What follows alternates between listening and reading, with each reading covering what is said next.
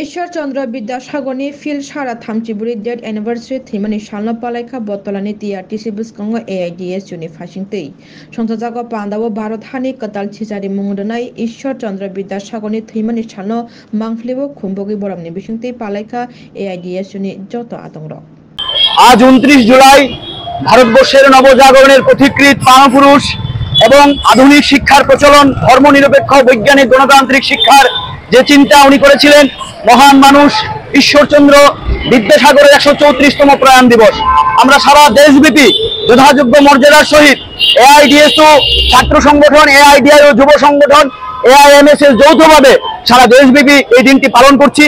আজকে আমরা আগরতলাতে ও বটতলায় এই মহান মানুষটির ছবিতে পুষ্পার্ঘ অর্পণের মধ্য দিয়ে আমরা ছোট পরিসরে সাংস্কৃতিক অনুষ্ঠান করছি এবং আমরা বলতে চাইছি যে এই মহান মানুষ ঈশ্বরচন্দ্র বিদ্যাসাগর যে স্বপ্ন দেখেছিলেন যে ভারতবর্ষের শিক্ষা ব্যবস্থা হবে ধর্মনিরপেক্ষ বৈজ্ঞানিক গণতান্ত্রিক শিক্ষা ব্যবস্থা, আমরা কি লক্ষ্য করছি?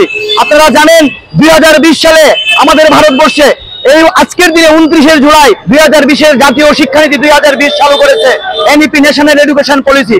যে শিক্ষার যে মর্মবস্তু সেটাকে সম্পূর্ণভাবে ধ্বংস করে শিক্ষাকে এক প্রকার প্রাইভেটাইজেশনের দিকে নিয়ে সম্পূর্ণভাবে শিক্ষাকে ধ্বংসের পরিকল্পনা করেছে।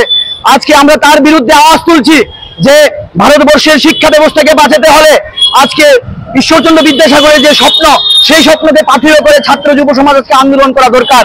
আমরা আজকে কি লক্ষ্য করছি? আজকে স্কুল শিক্ষা ধ্বংসের পথে।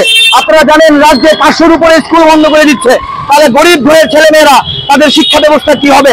আজকে সম্পূর্ণরূপে শিক্ষা ব্যবস্থা ধ্বংস হচ্ছে।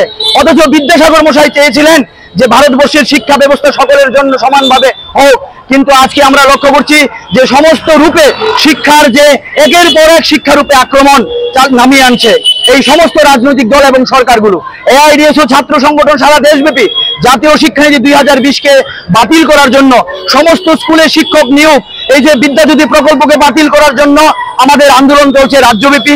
সেই আন্দোলনকে সফল করার জন্যই আমরা এবং আজকে এই বিদ্যাসাগরের প্রতি যথার্থ শ্রদ্ধা জ্ঞাপনের মধ্য দিয়ে আমরা অঙ্গীকার পালন করছি যে আমরাও এই শিক্ষাকে বাঁচানোর জন্য সকলে এগিয়ে আসা দরকার।